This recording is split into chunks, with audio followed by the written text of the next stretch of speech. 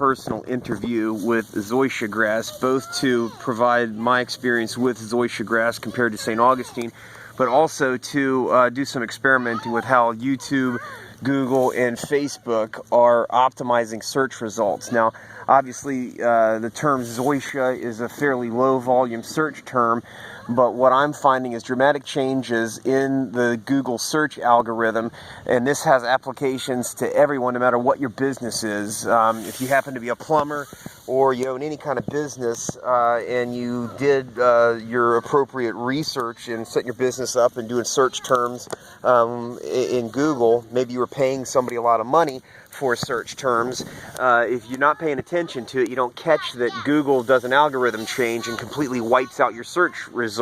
And that's happened in a number of businesses, one in particular I'm familiar with, legal services.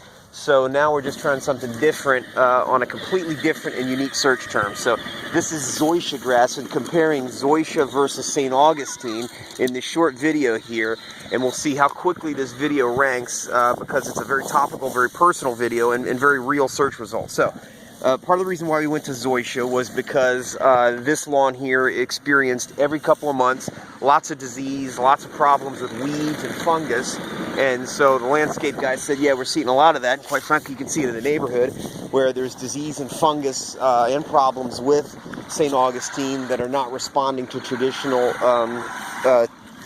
sprays, fertilizer, and other maintenance things. So the guy said, try Zoysia and see how that works out. So here's Zoysia in a very high intensity, full sun environment.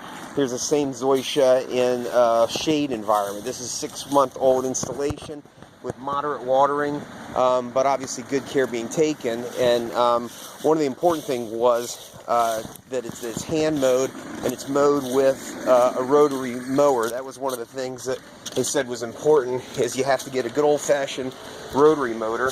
There she is right there, and use the rotary motor in order to keep the thatch in and keep it the ground cover in there. So you can see there it is just after it's been mowed with the thatch and all that's in there. A lot of people drive by the neighborhood and go, what in the world is this guy doing out with an old-fashioned lawnmower? Can he afford a lawnmower?